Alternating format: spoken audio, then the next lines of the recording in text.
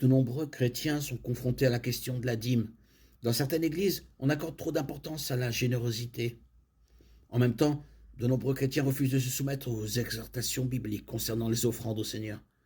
La dîme ou le don sont censés être une joie et une bénédiction. Malheureusement, ce n'est parfois pas le cas dans l'Église d'aujourd'hui.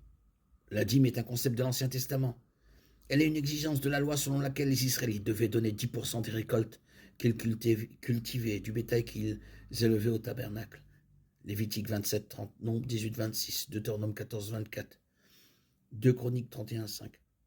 En fait, la loi de l'Ancien Testament exigeait plusieurs dîmes. Une pour les Lévites, une pour l'utilisation du temple et des fêtes, et une pour les pauvres du pays, ce qui reportait le total à environ 23%.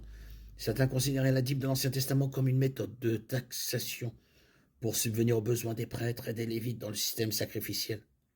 Après que la mort de Jésus-Christ a accompli la loi, le Nouveau Testament n'ordonne nulle part, ni même ne recommande que les chrétiens se soumettent à un système de dîme légaliste.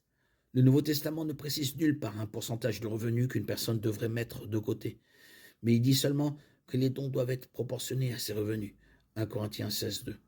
Certains membres de l'Église chrétienne ont pris le chiffre de 10% de la dîme de l'Ancien Testament et l'ont appliqué comme un minimum recommandé pour les chrétiens dans leurs dons.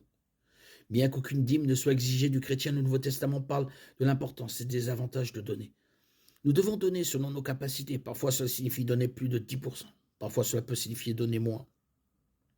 Tout dépend des capacités du chrétien et des besoins du corps de Christ. Chaque chrétien doit prier avec diligence et rechercher la sagesse de Dieu en la matière. Jacques 1,5.